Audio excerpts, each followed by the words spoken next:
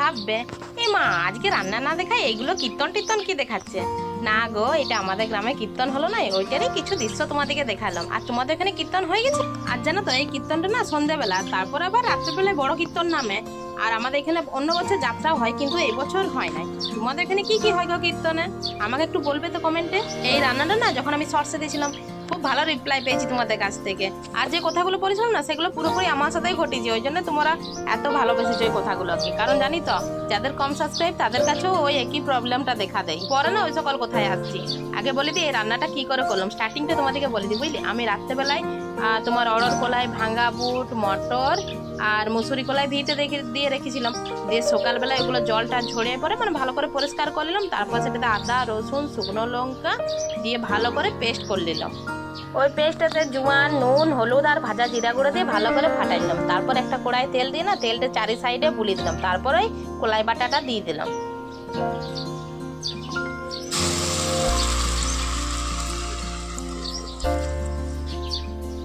যত তাড়াতাড়ি বাড়বে তত তাড়াতাড়ি চাটুনো নাড়বে। এটা হতে জানো তো বেশিক্ষণ টাইম লাগে না, খুব জোর হলে 4 থেকে 5 মিনিট। ইয়াতে দেখো কি অবস্থা, 4-5 মিনিটে কত সাইডে চিপি গেছে।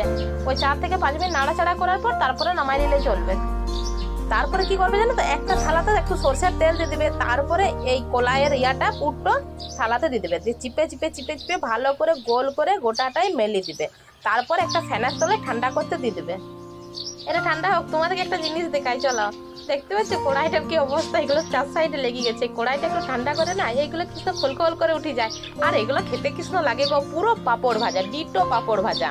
তোমরা চাইলে এগুলো আমার মতন খেয়েও নিতে পারো, নইলে কড়াইটা ধুয়ে পরে ভালো করে পরিষ্কার করে নিতে পারো। তারপরে যখন এই কড়াইয়ের পুরটা ঠান্ডা হয়ে যাবে না, একটা চাকুর সাহায্যে বরফির মতন করে কেটে নাও। কি তোমরা চাইলে যে কোনো শেপ দিতে পারো। হ্যাঁ, যে কথাটা বলছিলাম, যারা এখনো পর্যন্ত ভাবছো যে আমরা ভিডিও বানাবো আর ইউটিউব থেকে টাকা রোজগার করব, কিন্তু আমাদের কাছে না আছে কোনো ক্যামেরা, না আছে ভিডিও সেটআপ, না আছে মাইক, না আছে স্ট্যান্ড, না আছে কোনো ইনভেস্টমেন্ট, আমি বলছি কিচ্ছু করার দরকার নেই। যদি তোমাদের মন আছে যে বানাবো, আর যদি তোমরা ধৈর্য ধরে ইউটিউবে বসে থাকতে পারো, তাহলে যে কোনো ইউটিউব থেকে এডিট অ্যাপ একটা যেটা মানে ভালো হয়, আমি যেমন কাইন মাস্টার থেকে করি, তোমরা যে কোনো একটা অ্যাপ থেকে ভিডিওটা শ্যুট করে এডিট করতে পারো আর ভিডিওটা আপলোড করতে দাও। তোমরা মোটেও চিন্তা করো না যে তোমাদের কাছে কিছু নাই।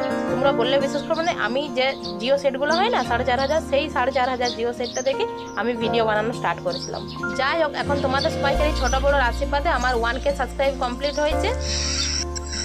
আমার মতন কিছু না জানা মেয়ে যদি ভিডিও বানাতে পারে, তোমরাও কেন ভিডিও বানাতে পারবে না? হ্যাঁ, তো এটা কি ইউটিউবে ধৈর্য ধরে বসে থাকতে হবে। দেখলো তো, কেটে রাখা বরফিগুলো না সরষের তেলে ভেজে দিলাম। দিয়ে ওই তেলে পেঁয়াজ কুচি, কারি পাতা, টমেটো কুচি আর নুন দিয়ে নাড়তে থাকলাম। তারপর একটা পেস্ট বানাই নেবো। জিরা, আদা, রসুন, লঙ্কা, পেঁয়াজ আর টমেটোর ওই যে পেস্টটা হবে ওইটা দিয়ে ভালো করে কষতে থাকবো।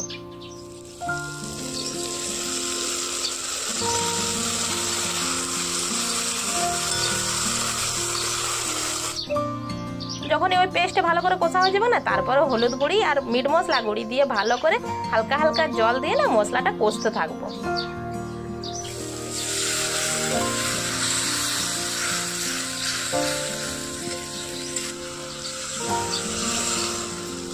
মশলাটা থেকে যখন তেল ছাড়বে না তখন অনেকটা জল ঢেলে দিবে, যে ঝোলটা যখনই ফুটে আসবে ওই ভেজে রাখা বরফিগুলোও দিয়ে দিবে।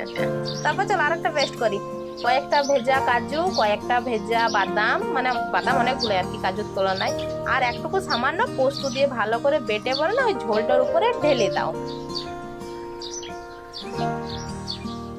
তারপর গ্রেভিটি যখন ফুটে আসবে না উপর থেকে কুচি কুচি কুচি করে কেটে রাখা পেঁয়াজ কুচি দিয়ে দাও। পেঁয়াজ কুচি দেওয়ার 2-3 মিনিট পর উপর থেকে গরম মশলা দিয়ে ছড়ে পরে নামাই নিলে রেডি হয়ে যাবে গরম গরম ভাতের সাথে। ইমা ইয়ার কি নাম দেবো গো, আমি তো ইয়ার নামটা এখনো ভাবিয়েইনি। ঠিক আছে, তোমরা একটা ভালো দেখে ভেবে পরে একটা নাম দিয়ে দাও তো। এটা যেন তো ভাতের সাথে খেতে হেভি লাগছিল।